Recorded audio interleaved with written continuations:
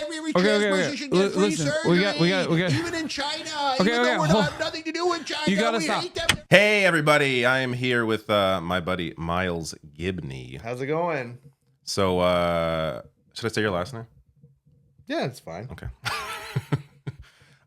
We haven't done one of these in a while. And today, I actually have some prepared material. So we're going to watch a bit of Cenk and Hasan.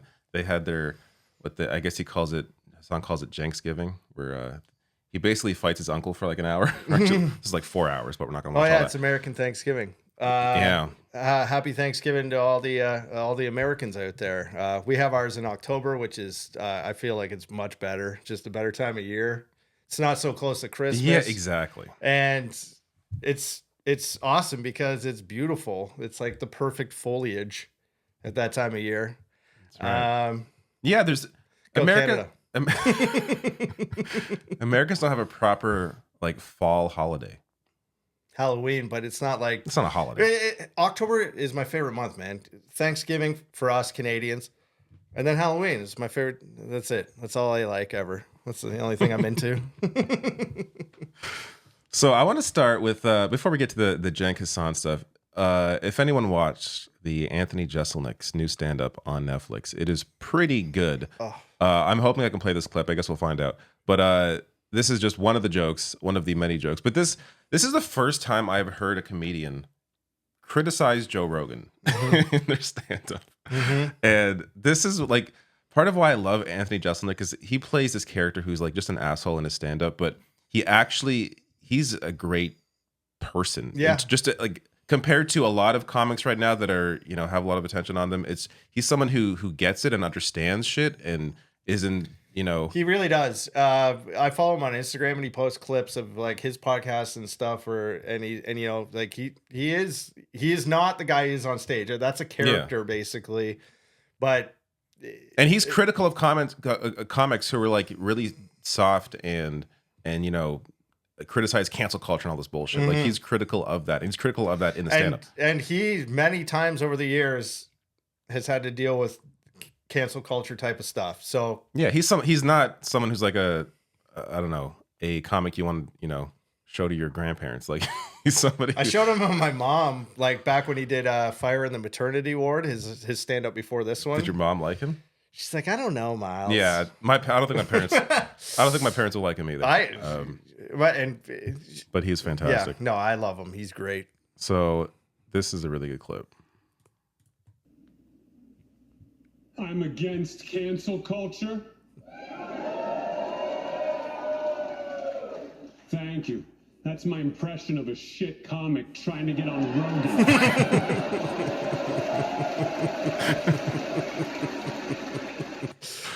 It's so good. Yeah. What I found different about his stand-up this time is half of it felt like he was being himself. Like this is like the latter half. Mm-hmm. It felt like he was being himself in a way where he's normally just his asshole character the entire time. Yeah. But he actually explored a little more.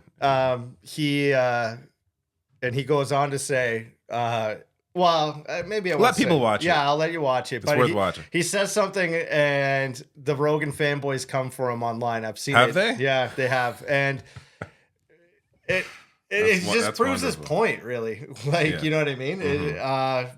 And he is friends with Joe, and he likes Joe, and he says all these things. Like he is friends with him, but what he says is, I was like, that made me laugh out loud, and I was watching it by myself. You know what I mean? So I really enjoyed it.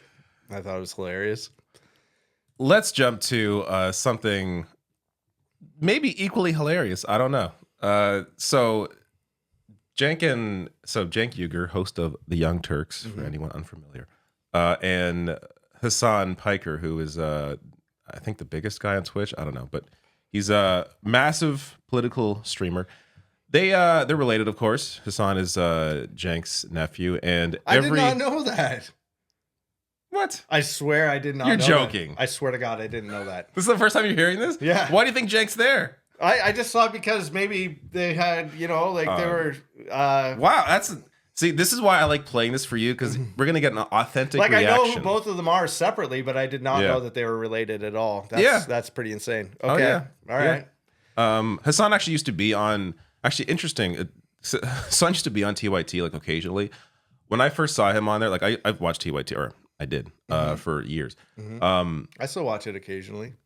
When Hasan was on that show, I found him so annoying, but his politics have both evolved, and I think he's currently one of the best people in this space in terms of his ability to communicate and do it effectively, while also like the knowledge that he's able to, like, you see him and you expect, oh, this is like some himbo, but the knowledge that he has in his mind, that he has retained over years of reading and just learning is incredible. I think him and Kyle Kalinske are like two of the best in terms of their ability to really communicate issues. Kyle's really great. I do like Kyle. I also like David Dole. Oh, well, thank you. You have a different opinion. We will get to the clip. I just find them a little bit annoying, both of them. But I agree with a lot of what they say, but it's just like loudmouth soup for me. But I do agree with a lot of their stances. I was gonna say, shout out to Hasan though. I saw that thirst trap he posted. He's looking pretty shredded. Yeah, Hasan, he made sure to show like also below the belt. Yeah, he did. A little unnecessary, but like I didn't know he was that big of a guy. Apparently, he was really big. He's like 6'6" or something, 6'5". No. I mean, like weight wise, he said his weight. It was like 280. Yeah, or something. I think down to 225. I'm like 260, man. So like, I think that was during. Well, he's also. Did you drink beer while you lost that weight? He's also like. That was during COVID. I think he gained like a bunch of weight, and me too. I started anxiety medication. I fucking ballooned like a fucking dead whale on a beach. I mean, that's something it's hard to kind of control that aspect of it if medication is doing it. I'd rather have good mental health, man. No anxiety anymore. No, for sure. But I would like to have both. I would like to get back into. I work out all the time too. I used to work out all the time, and now I don't even look at me. I work out a lot. I just bought a exercise bike. Put it up in the room. I have one too. I know you do. I used it a couple days ago for the first time in like a month. But so I'm gonna start with this clip. I think we'll watch more, but this is just the screenshot alone is fantastic. I love knowing that they are related now. It just makes it a little bit better for me. That's amazing. So a little context here. So I didn't cut this out. This was cut out by The Vanguard. It's a YouTube channel, which, interestingly enough, used to criticize me unjustifiably, I would say. But their politics have also evolved. And I never went after them. I'm like, people can exist and have their opinions. It's whatever. Yeah. And I think that's how it should be. My focus has always been, this is where we get to the clip. My focus in terms of criticism and what I, platform, what I focus on, has always been on what is the biggest barrier to progress. So I want to be clear, even when playing this clip, and I think Cenk's being ridiculous here, to me, he's still an ally. To me, he's still largely on the right side. There are some issues where I think he's wrong, but it's not, and I don't do videos like just bashing TYT because I don't think it's not useful for me. Yeah. That said, this is ridiculous. Then Majority Report jumped in, and Lance from the Serfs, and all the other little dirtbags jumped in, and they were like, "No, Cenk and Anna are turning right. The 13 douchebags are right. We need to protect every transperson should get free surgery. We got. Even in China, even though we have nothing to do with China, you gotta we stop. hate them. They're not. Okay. I mean, I'm 100% right. Every dirtbag show did it. You gotta calm Every down. dirtbag show did it. Tell me I'm wrong. This is reframing an issue that is now we've moved away from the electoral consequences of a trans ad to your own personal anger and frustration that you have with left-wing media online. Look, the idiots are making everyone think they are the left. They're like, we're the left, we're the real left. Okay, we are super extreme. We want free surgeries for every criminal. Yes, we're the left. And oh, Nazi. Okay. Oh man. So see, this is what I'm talking about. That is exactly it. Yeah, I would love. And I love the passion. I do love the passion. These guys, they feel strongly about it. So let me give some added context here. So there was an ad during the election that Republicans put together. I saw this ad. Yeah. That it was like an anti-trans ad. And apparently it was somewhat effective. The argument, the reason why, so essentially some people are saying, well, that's why That's why we can't discuss trans rights at all. First of all, Kamala Harris never did. Like that wasn't part of the campaign. They pulled a clip out from like 2019. That's what they used in the ad. But regardless, the only reason an ad like that can be effective, and Hasan discussed this in discussion with Cenk as well, is when there's a lack of a coherent message from the Democratic Party in terms of who your actual enemies are. That's the only way a ridiculous ad like an anti-trans ad can even be effective. Attacks on communities that need our support, that should have our support in terms of human rights, we should never cede any ground on that front. We should never give in to any of those arguments. The most we can do is say it's a distraction and move on. But I also think it's worth acknowledging something like a bathroom bill, what it actually means in terms of it allows the ability for there to be somebody to inspect genitals to see who goes in the restroom, which is just absolutely ridiculous. I think when you point that out, most people realize it's ridiculous. But so Cenk is essentially saying, the issue in terms of actually when it comes to trans people in sports, how we shouldn't give in to, or essentially saying we should give in to the right here and say, oh, I don't agree with that, because in his mind it's not an effective message. In my mind, it's a ridiculous topic to even have at a national level. Like the idea, why are we discussing, high school sports during a presidential campaign? It's insane. So, but I don't know. Watching that, what do you get from I don't know, Cenk's behavior? Well, I'm Cenk and you're Hasan. Oh, okay. That's what I get from it when I look at the screen. But he's clearly frustrated. He's just frustrated with the whole thing. I am too, man. Like sometimes I just have to tune out from watching stuff like this, or just to cleanse my mind. It's like I watch a lot of political stuff. Like I watch a lot of the progressive channels. But you're not as like embedded in it as like I have to be. I don't have to be. You know what I mean? But like I am for all those progressive policies and stuff like that. I actually have I don't even want to call him a friend, but a guy I went to high school with, right? And he sends me right-wing like Instagram stuff all the time. He's like, look at this. What do you think of that? And like he's totally right-wing, and like I'm like, dude, why does that even matter? Like what, like it's like inconsequential things. Yeah, it's like hyper focused on like individual things. No, it's just like the pure like rage bait, like rile these people up, and like what are you gonna do about it, man? Nothing. It's like, and this is what they do. This is what the right does with a lot of issues. Like for example, the way they try to fearmonger around crime, or like immigrants and crime. They'll pick out like one example of like there being a migrant who committed crime somewhere. Whereas if you look at the actual data and the actual facts, the vast majority, in terms of just the rate of crime, is done by actual Americans.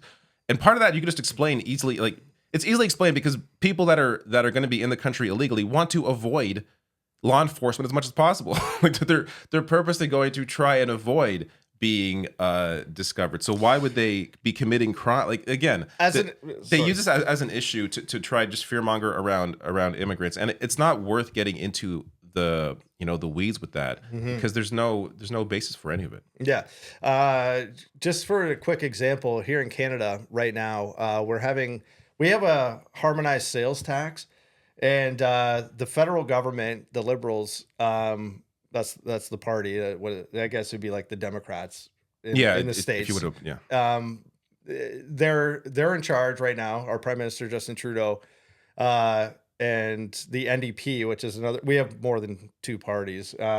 They have stopped a sales tax on certain items for like 2 months. Toys, video games, beer, wine. For 2 months, and the Conservatives, who are the official opposition, their whole thing right now is axe the tax. We have this carbon tax, and they're against this canceling of the tax for the 2 months. And it's like, which actually saves like, you more money. It's like it's incoherent. It's incoherent message. It's like, okay, I thought you were against tax. Like they're getting it for 2 months, and now it's like, no, it's inflationary, and we don't like it at all. You know what I mean? And which to me totally undermines any argument they try to have around affordability. Like if they were to come out and be like, you know what, I normally don't like the Liberals, but this is a good policy, I support this. I think they would actually gain to be clear, they have, I think, a lot of support already, but largely it's because of an anti-liberal support. But I think that they would gain a lot of people who may now see the conservatives as, hey, these people are actually being reasonable because they agree on this. But because they're just like anti everything liberal the liberals do, it comes off as so disingenuous. I know, and I totally agree, man. Like, and there's like a housing accelerator fund right now for like that the liberals are trying to push through because we need housing. It's an issue everywhere. And the conservatives are against that too. And like some even have written like anonymously to, I don't even know if it's anonymous actually, but some of the MPs, which are, I don't know what the equivalent would be in the US, maybe like a senator or something. Senators are members of the House. Yeah. Yeah. Like House members. They have written to the conservative leader and they're like, man, we want some of this money for our neighborhoods and stuff. And they're like, no, because it's liberal policy. We're totally against it. And like, they're like, but the housing, you know what I mean? Like, it goes to show like they're just purely playing politics. And like, to be fair, partisan big time. Yeah. Liberals also do that as well. But this is to an extreme where this is the issue that conservatives are focused on, like affordability, housing, and then, focused on rhetorically. But when it comes to actually things that are going to help people, they're just like, no, because the liberals doing it. It's this constant disingenuous fight that people have a hard time relating to. So let's just watch a little bit more. So one of the things that I find fascinating about this conversation is at some point Cenk goes on to criticize the Majority Report and calls Sam Cedar a grifter. Which this is again very in the weeds. If you don't watch any of these shows, as soon as you watch me, you know who Sam Cedar is. But like, I don't even know if you know who Sam Cedar is. I know who Sam Cedar is. But like, it's just I love when what was it? What was that guy's name? He brought him on for the debate against Crowder, and it was Sam Cedar, and he's like, "No, not doing this. I'm not doing this." I love that. That was so funny. Yeah, no, that whole Crowder thing was amazing. But I don't know. Let me just play a bit more of this. It's just this is when things get a little unhinged because a lot of this anger, it seems this should be anger that is saved for people that actually have power. Like I can't imagine fighting this kind of anger for people that have so little power in society, like like a left-wing podcast. It's so wild to me. They're Nazis. You got to okay. I mean, I'm 100% right. Every dirtbag show did it. You got to Every dirtbag show did it. Tell me I'm wrong.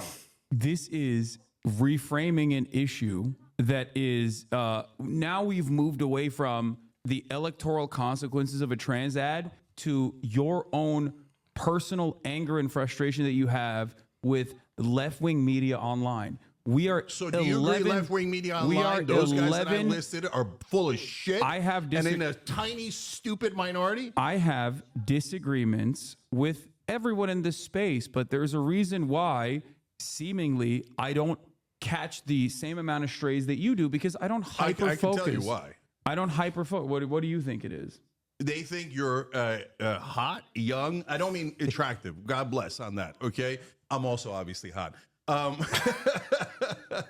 I mean, as in they think, oh, the young people watch Hasan. He's cool. And you give the thing of like, oh, no, trans people are right on everything, right? You don't come out and make the distinctions that Anna and I made. Okay, so they think, oh, no, he's good. He's extreme as we are.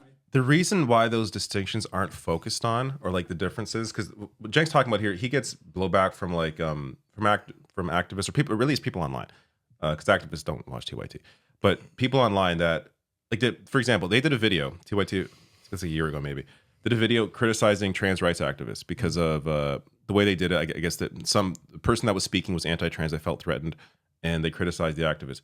To me, let's even concede that TYT is right in that scenario. There's no reason to focus to even discuss that story because trans rights activists, the reason why they are activists is because they don't have any power. They're trying to attain rights that they don't have, trying to ensure they have rights. There is no reason to criticize people that have no power, even if they are wrong in the way that they are trying to attain that power, or even if you think they're wrong in the way that they're trying to attain that power. Hasan doesn't get blowback because he doesn't He's not going to criticize those activists because, again, why would he? Why would he focus his time on doing that when they don't have power? Whereas TYT, they'll just like whatever that's on their mind, they're going to talk about. You have to understand when you have a platform, you have a responsibility in how you use that platform. If you actually care about progress, why are you going to focus any of your time at all on people that have no power? This conversation, like I've only watched, I don't know, I say only, but I watched half of it, which is like 2 hours probably. It's so infuriating because I'm someone who. I watched Cenk for years and years and years, and he obviously influenced me, influenced his channel, and it feels like he has moved in the way that he now views issues. I'm not saying his politics. I don't think his politics have changed, but in terms of what he focuses on, where he puts his anger, he's expanded that to the left, where in a way that he didn't have before. Which is why he gets the blowback, and he thinks, "Oh, I haven't changed at all," but he has changed in his focus and willingness to discuss issues of people that, again, have no power. Well, man, you're in it. It's like with any job. I feel like you're gonna get disgruntled after a while. Yeah, you know what I mean. It's like, you've been at this job for so long, and he just gets angry at people and that you're are gonna get a little disgruntled. It happens to everybody. He's a human.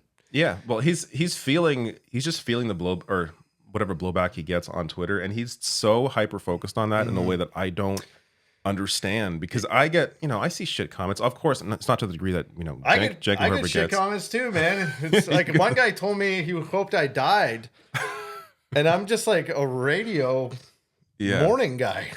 And he told me he hoped I died because I shared an article, or I shared a headline from the Beaverton, which is like the Canadian Onion, and it was like we had like that big protest in Ottawa a couple years ago against our government.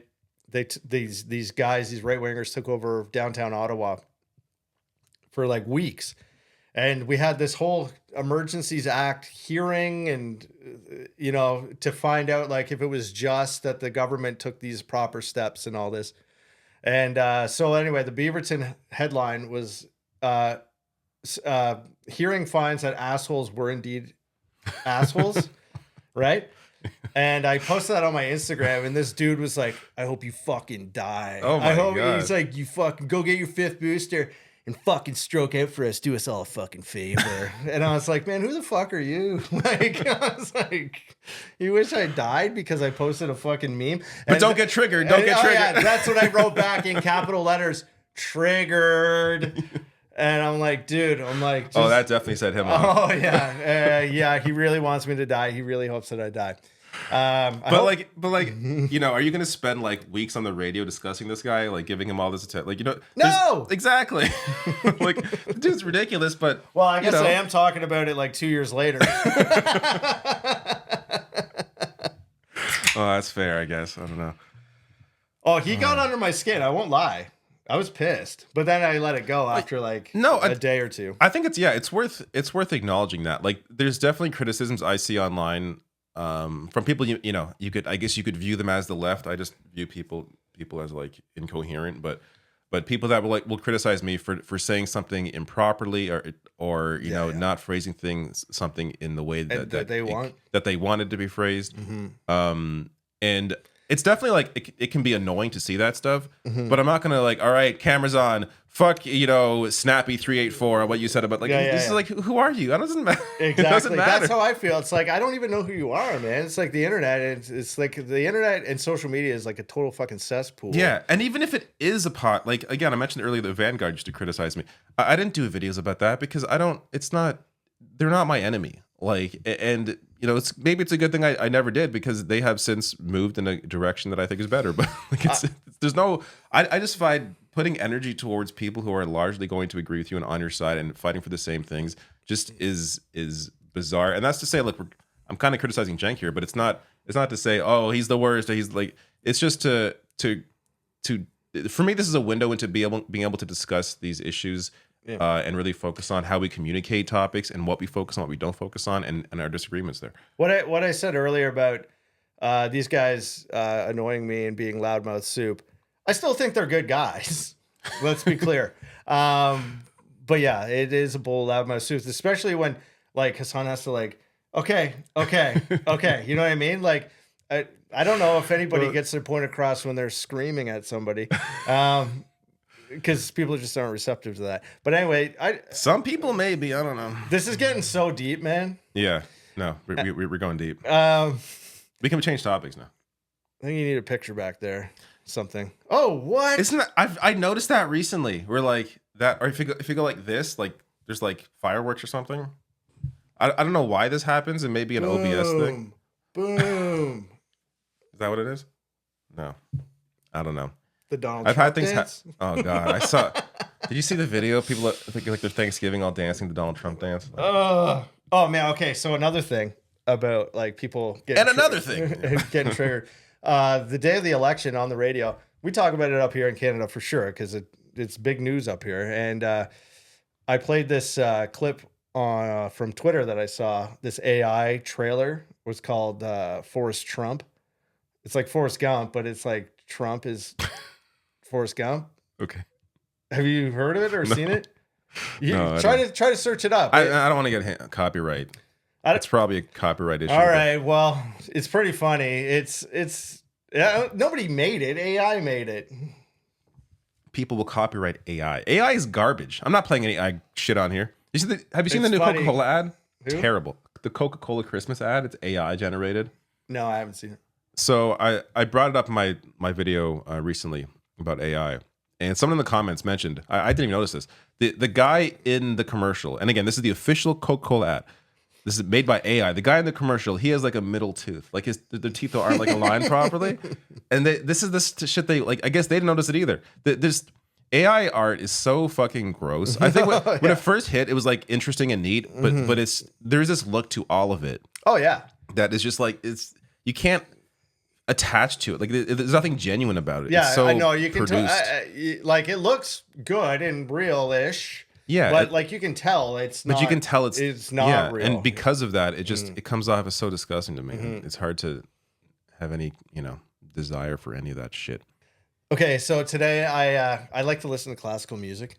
I listen to this classical radio station when I drive. I just find classical music to be very like what instruments in music should be. I don't know what instruments should sound like. Yeah, you know what I mean? It's like these people are experts.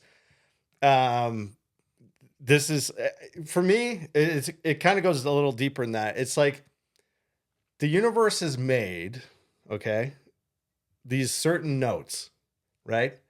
Oh, you're going deep here. Yeah, and human beings have found those notes and they play them in instruments. Right?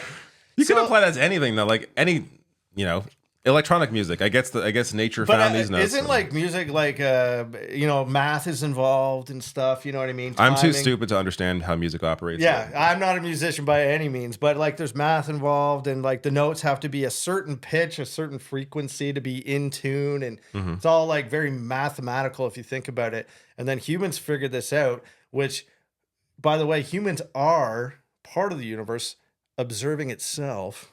Okay.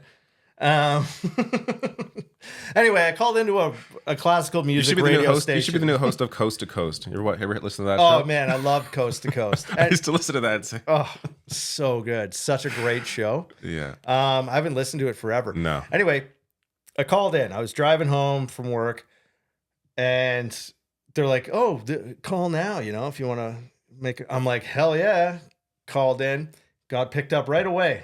Never happened before. And I was like, oh, here we go. Talk to the producer. He's like, hello, Classical FM. Hello, Classical FM here. And I'm like, hey, I want to request a song. He's like, oh, yeah, absolutely. Glad you called us today. I'll just, the next time you hear this beep, you're going to be talking on air with the guy's name is, I think it's Daniel. I'm like, oh, excellent. Okay.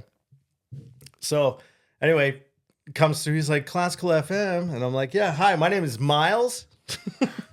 Felt like a total like teenager again, calling like an all request line. And he's like, yes, Miles, are you a first time caller? I'm like, yes. He's like, all right, let's ring the bell. And they like ring this bell. And I was like, yay.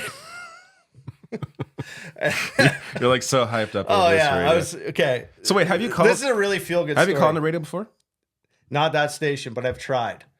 But I've never gotten like through. in your life, you never Oh, I've called talk radio, sports talk radio. Okay, that's cool. But I'm on the radio. I don't even care. Yeah, that's what I'm saying. Like, that's what makes it so fun. It's like you're a radio host and you're calling into a different radio.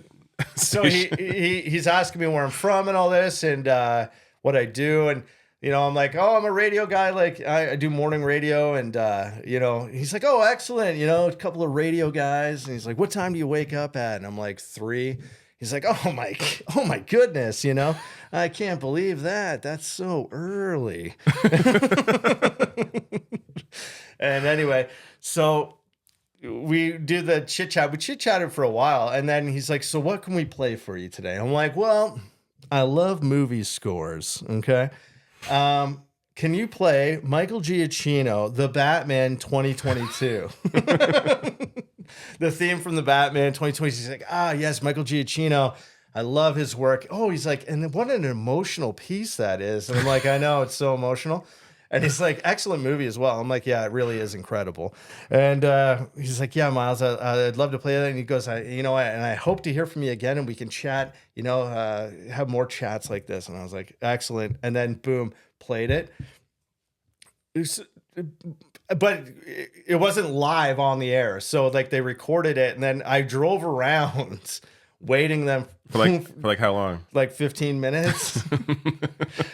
to like I drove like, you know, through these back roads and it was nice because like, you know, in the countryside and all this. And so then I get into my driveway and I know it's coming up. I can tell it's coming up like because the interview starts playing. So I sit in my car and I listen to the Batman theme and on the car stereo system, it sounded awesome. And then I was like, you don't have like an MP3 player? You can just play the song. I don't, but I wanted to do it this way. I'm old school, man. Anyway, so I'm listening to this song. I'm like, this is incredible. Fuck, I hope people are really enjoying this as much as me right now. You know what I mean? Like, I'm like, this, if they don't enjoy it, I was thinking, if they don't enjoy this song, they're losers. And then, and then I get out of the car. You love Batman. And I was like smiling like an idiot and being like, oh my God, I'm such a loser. But I was really happy. I think it's important to find little moments of joy like that. Oh, absolutely. Even if I just find it funny, like you're on the radio and you called into I wonder if any other radio host in the history of the world has like called into a different radio station to request a song. I'm not calling into mine. Hey, could you play Dierks Bentley, please? Oh, no.